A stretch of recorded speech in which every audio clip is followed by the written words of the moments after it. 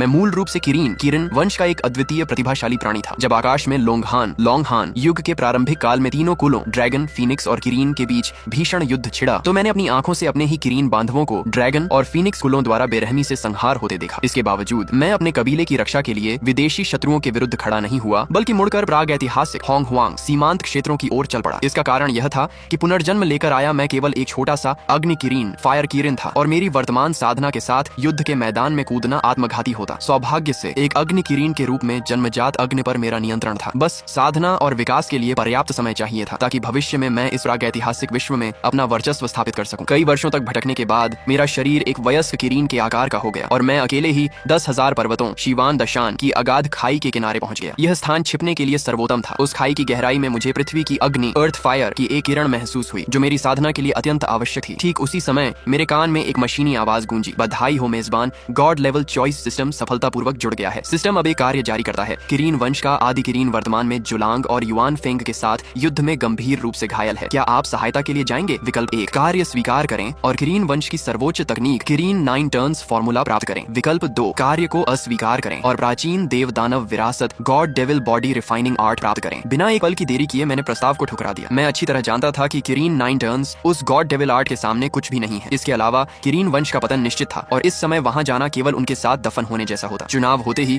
God devil body refining art का ज्ञान मेरे मन में प्रवाहित होने लगा और देखते ही देखते यह तकनीक अपने आप सक्रिय हो गई। उत्साहित होकर मैंने उस विशाल खाई में कदम रखा। खाई के नीचे का एक हिस्सा पूरी तरह से लावे से भरा था। जैसे ही मैं उस लावे के करीब पहुंचा, गहराई से एक खतरनाक ऊर्जा का आभास हुआ। सिस्टम ने फिर कहा, गहरी खाई के क्षेत्र में प्रवेश किया गया। पता चला है कि इस स्थान पर अन्य जीवों का कब्जा है। क्या आप उन्हें मारकर यहाँ अधिकार करेंगे? विकल्प 1, कार्य स्वीकार करें, लावा जायंट कबीले का संहार करें और खाई पर कब्जा करें। सफलता के बाद इस खाई को अपने निजी डोमेन डोजो में बदल दिया जाएगा, जो आर्शियों सेंट्स की जांच को छिपाने और क्वासी सेंट जुनशेंग के पूर्ण हमले को रोकने में सक्षम होगा। विकल्प 2, कार्य अस्वीकार करें और तियानमो आर्मर हेवनली डीमन आर्मर प्राप्त करें। मैंने तुरंत कार्य स्वीकार कर लिया। तभी लावे के भीतर से 10 से अधिक लावा राक्षस प्रकट हुए। ये जीव प्राग ऐतिहासिक विश्व में अत्यंत दुर्लभ है, जो पृथ्वी की अग्नि के लावे से पैदा होते हैं और सूर्य चंद्रमा के सार से चेतना प्राप्त करते हैं। हालांकि वे शक्तिशाली थे, लेकिन उनकी साधना का स्तर बहुत ऊंचा नहीं था। सबसे शक्तिशाली केवल तियानक्सियन हेवनली इमॉर्टल 8वें स्तर पर था, जबकि अन्य 7वें स्तर या उससे नीचे के थे। यद्यपि मैं अभी तियानक्सियन के 5वें स्तर पर ही पहुंचा था, लेकिन एक अग्नि किरीन होने के नाते मुझे जन्मजात श्रेष्ठता प्राप्त थी। मेरे पास सूर्य की असली अग्नि सोलर ट्रू फायर का नियंत्रण था, जो ब्रह्मांड की किसी भी वस्तु को पिघला सकती थी। इन लावा राक्षसों के लिए पृथ्वी की अग्नि साधारण हो सकती थी,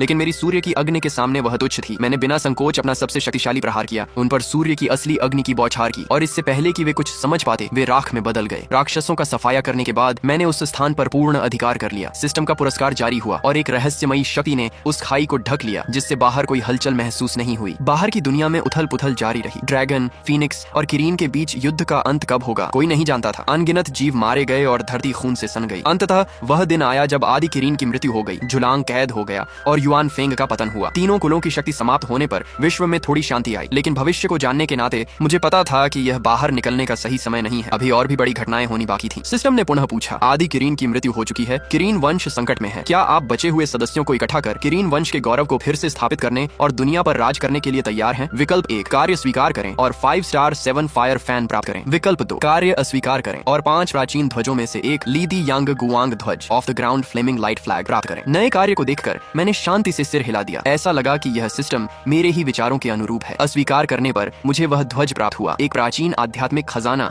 जो बुराई को दूर करने और 5 तत्वों को उलट देने की शक्ति रखता था। यदि मैं सभी 5 ध्वजों को इकट्ठा कर लूं तो मैं खाई से बाहर भी सुरक्षित रहूंगा। मैंने उसे अपने डोमेन में स्थापित कर सुरक्षा की एक और परत जोड़ दी। मेरी साधना तेजी से बढ़ी। हालांकि यहाँ ऊर्जा कम थी, लेकिन पृथ्वी की अग्नि और मेरी सूर्य की अग्नि के निरंतर परिष्करण से मैं तियानक्सियन के 9वें स्तर पर पहुंच गया, जो सच्चे अमर ट्रू इमॉर्टल स्तर से बस एक कदम दूर था। तभी पश्चिमी तियानमो पर्वत पर लुओहो के चेहरे पर एक कुटिल मुस्कान उभरी। वही था जिसने गुप्त रूप से तीनों कुलों के बीच युद्ध भड़काया था, ताकि वह हत्या के माध्यम से अपना मार्ग दाव सिद्ध कर सके। लेकिन तभी पर्वत के नीचे एक दिव्य वृद्ध प्रकट हुआ। यह होंगजुन था। लोहू की तमाम साजिशों के बावजूद स्वर्ग के मार्ग तियंदाओ द्वारा मान्यता प्राप्त होंगजुन के सामने उसकी हार निश्चित थी। अपनी समाधि के दौरान मुझे इस युद्ध का भी कार्य मिला, लेकिन मैंने सोचा कि मेरी वर्तमान साधना के साथ वहां जाना आत्महत्या जैसा होगा, इसलिए मैंने तीसरा विकल्प चुना और पुरस्कार प्राप्त किया। खाई के भीतर अचानक 20 अग्नि फल फायर स्पिरिट फ्रूट के पेड़, 15 आकाश फल पीच के पेड़ और 5 गिनसेंग के पेड़ प्रकट हो गए और हर पेड़ फलों से लदा हुआ था। मैं खुशी से झूम उठा और जोर जोर से हंसने लगा। ये फल ही थे जिनकी मुझे इस समय सबसे अधिक आवश्यकता थी। मैंने तुरंत सभी फलों को इकट्ठा किया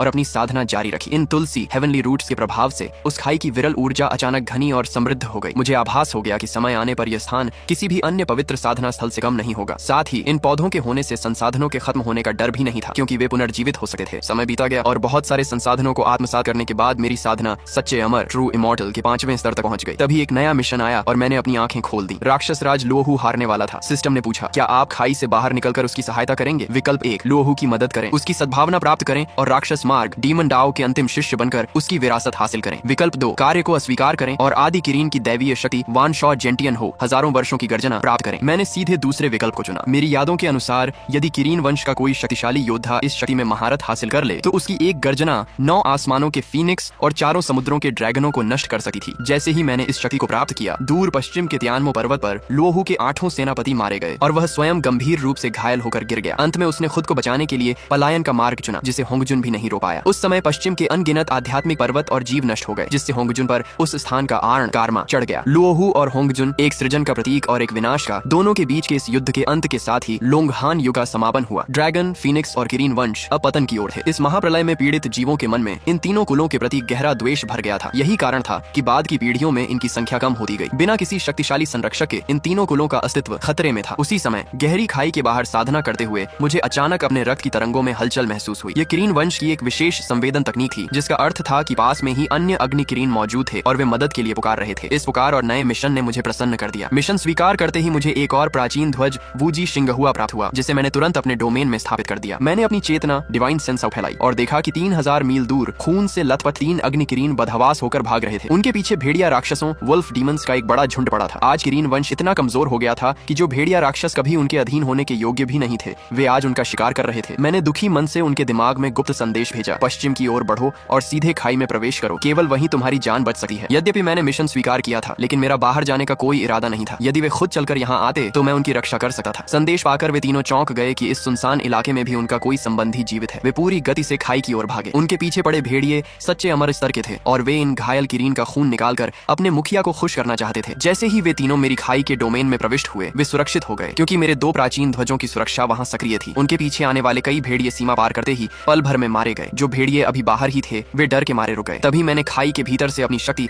वान शॉ जेंटियन हो का प्रयोग करते हुए एक भीषण गर्जना की। उस दहाड़ से बाहर खड़े सभी भेड़िए धूल बनकर हवा में उड़ गए। तीनों अग्नि किरीन डर और सम्मान के साथ खाई में गिर पड़े। हालांकि उन्होंने मुझे देखा नहीं था, पर वे मेरी शक्ति से कांप रहे थे। उन्होंने वंदना की। हम किरीन वंश के वंशज अपने पूर्वज को नमन करते हैं। प्राण बचाने के लिए धन्यवाद। वह गर्जना केवल हमारे वंश के महानतम योद्धा ही कर सकते थे। मैंने गंभीरता से उत्तर दिया, मैं कोई पूर्वज नहीं हूँ, बस वर्षों पहले युद्ध से थकर यहाँ शांति से साधना करने चला आया था। किरीन वंश की वर्तमान स्थिति क्या है? उन्होंने रोते हुए बताया कि अग्नि किरीन शाखा के 10 में से केवल 1 सदस्य बचा है और बाकी शाखाओं का भी बुरा हाल है। उन्होंने मुझसे वंश को बचाने की गुहार लगाई। मैंने कहा, मैं जानता हूँ, लेकिन समय के चक्र को बदला नहीं जा सकता। तुम लोग अब भी यहीं विश्राम करो और बाहर मत जाना। यहाँ रहकर तुम हमारे शुद्ध रक्त को जीवित रख सकते हो। मैं जानता था कि भविष्य में शुद्ध नस्ल के किरीन लगभग विलुप्त हो जाएंगे। वे केवल देवताओं की सवारी जैसे वेन ताइशी का मो किरीन या गोनेन का जिनमाओ हॉ बनकर रह जाएंगे। ड्रैगन और फीनिक्स का हाल भी बुरा ही होने वाला था। मैंने उन्हें निर्देश दिया, मैं फिर से साधना में जा रहा हूँ, बहुत जरूरी न हो तो मुझे परेशान मत करना। इस लावा क्षेत्र को छोड़कर तुम कहीं भी घूम सकते हो। यहाँ मैंने कई दिव्य फल उगाए हैं, उनके पकने पर तुम अपनी साधना के लिए उनका उपयोग कर सकते हो। इसके बाद मैं फिर से ध्यान मग्न हो गया। बाहर न जाने कितने वर्ष बीत गए। अचानक पूरा प्रागैतिहासिक विश्व होंगवांग जोरों से हिलने लगा। आकाश से शुभ संकेत बरसने लगे और धरती से पवित्र झरने फूटने लगे। एक अत्यंत शक्तिशाली और भारी दबाव पूरे विश्व पर छा गया, जिससे अनगिनत जीव व्याकुल हो उठे। अगर आपको नेक्स्ट पार्ट चाहिए तो कमेंट बॉक्स में जाकर सिर्फ यस लिख दें।